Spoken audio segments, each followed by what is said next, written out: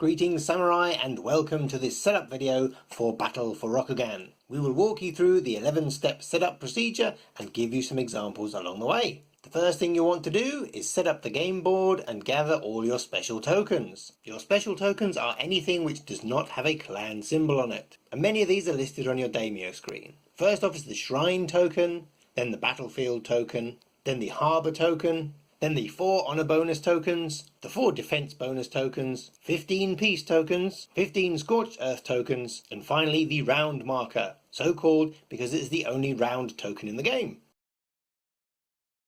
Next, take your 22 territory cards. Note how they split down into 11 pairs, 1 per territory. Remove one of each pair and place it back in the game box. Note how there is a North and a South Shadowlands territory, and the symbols are very similar. Look for the upward or downward pointing arrows. Now slide these under the game board with the clans going along the side and the neutrals going along the bottom.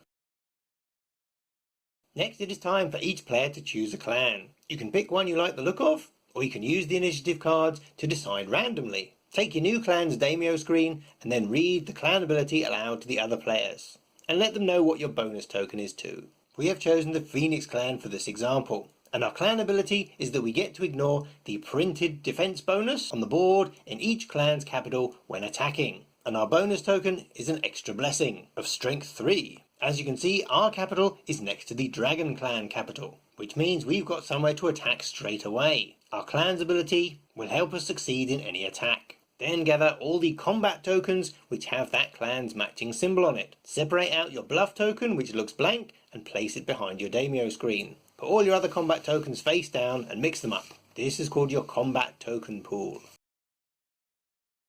Next up, give each player 2 scout cards which have the blue border and 1 Shugenja card which has the red border. All of these cards are exactly the same. Now gather these secret objective cards, give them a shuffle and deal 2 to each player. Every player looks at them, retains 1 and returns the other to the box. You need to keep this card secret from all the other players. Now locate your clan's capital on the board. It will be the only province that has your clan's symbol on it. This type of symbol is called a mon. And place one of your clan's matching control tokens, which are the small square ones, into your capital province with the clan mon side up.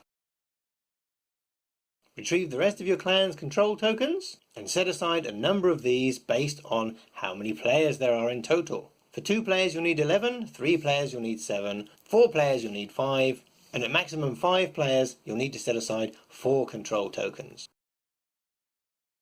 The next step is to determine the first player. Gather up all the initiative cards and remove any clans which aren't being played in this game. Turn the cards face down and give them a shuffle, and then turn over the top one. That clan will be the first player. Give them the first player card and return their clan's initiative card back to the box. You will now need to create a 4-card initiative deck. If you're playing a 5-player game, you already have a 4-card initiative deck. But if you're playing less than 5 players, you will need to add some of these neutral initiative cards to make the total up to 4. So for a 2-player game, where you've already removed 1 player's initiative card, you'd need to add all 3 of the neutral cards. Turn this deck face down and give it a shuffle. You're going to draw one of these cards every round to determine a new first player. Now you're going to place the control tokens that you set aside a few steps ago. You begin with the first player who places one of their control tokens, clan mon side up, in any province on the board which does not already have a control token in it. You can place them in the Shadowlands provinces, you can place them in either of the neutral territories, and you can place them in other clan capitals as long as they don't have a control marker in there. After the first player has put theirs down, you then proceed clockwise with everyone taking it in turns to place 1 of their control markers. Keep going round the table until you've placed all of the tokens that you set aside.